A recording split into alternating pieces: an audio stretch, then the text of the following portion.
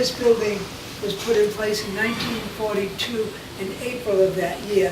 It was during President Roosevelt's, actually, it would have been during his 4th term. Actually, no, I'm sorry, that was built in 42.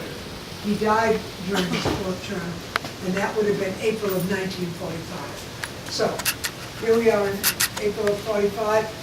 Harry Truman, who had been vice president for less than 3 months, became president. And a year and a half later, he was in need of a vacation.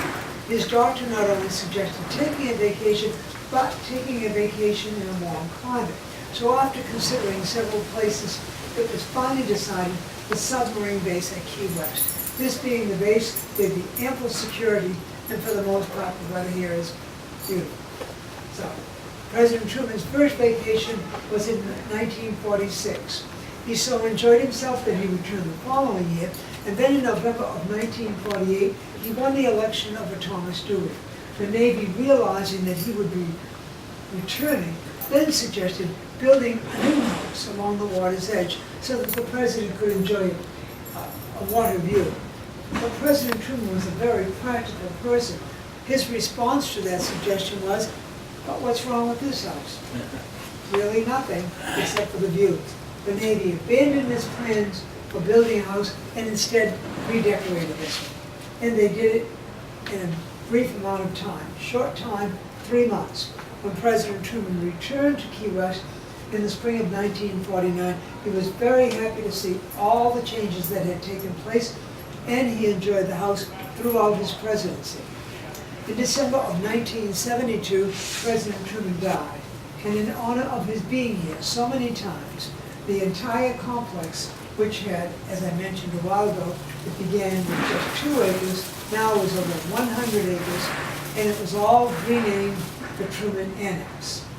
But just 2 years later, for lack of funds, the government closed this base, and all of these buildings were boarded up for the next 12 years. In 1986, the government decided to sell the entire parcel at public auction. It was a private developer who was the highest bidder at $17.25 million. Now there was a covenant, an agreement that gave assurance that 19 of the buildings on the property could not be torn down. However, the developer could use them as he pleased. And his first thoughts for this house was to make it into a reception area for a hotel that he planned on opening. But the same developer, as part of this package that he purchased that little island out there called Sunset Key, back then called Tank Island. Now he wanted to develop it, and the only way he could do that was to place cables in the water. He had to have permits for that, and those permits were held by the state of Florida. So the state officials decided that they would bargain with him. They said to him, look, if you'll restore this house to what it looked like in 1949, and then give the house and the land surrounding the house to the state of Florida, we, the state officials, will assure you that you'll get all the permits you need for your project. So that's the house you're going to see. The developer stayed with his word. He spent over $1 million restoring the house, and it opened as a museum in 1991. Ongoing maintenance means that you're going to see the house in good condition, and in order to help us raise funds, not too much coming from the state of Florida, unfortunately, but we have a group of women here who have volunteered, and they put on fundraisers. They call themselves Harry's Girls. And as you're going to see, they did a nice job. But right from the beginning, there were men helping the women, and after a few years, the men said to the women, you know, ladies, we've been helping you since the very beginning. Don't you think we should be part of your group, part of your organization? And the women said, what do you ask for? We're Harry's Girls, and we really don't want to change our name. So give us a little time to think about this. They're very bright women. They came up with a solution they're all happy with. It is now Harry's Girls and Auxiliary, the men of the auxiliary. All done. Above the door, the presidential seal. This seal was changed during the Truman administration.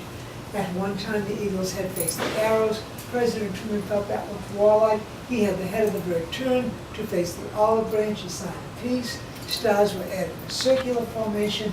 one star for each state in the union, back then numbering 48. Well, we're almost ready to go in the house. I'm going to ask that if you have cell phones, would you be so kind as to turn them off? We have a delicate alarm system. Welcome to the tour, folks. We're just turning off our cell phones, please. Secondly, regarding taking of photographs, you're welcome to take photographs anywhere outside of the house and at the conclusion of the tour in those rooms marked exhibits. This is an active presidential site, which translates meaning that if a former president or the president should want to come here, it's wide open space for them. And having that knowledge, Secret Service has asked us to refrain from interior photography.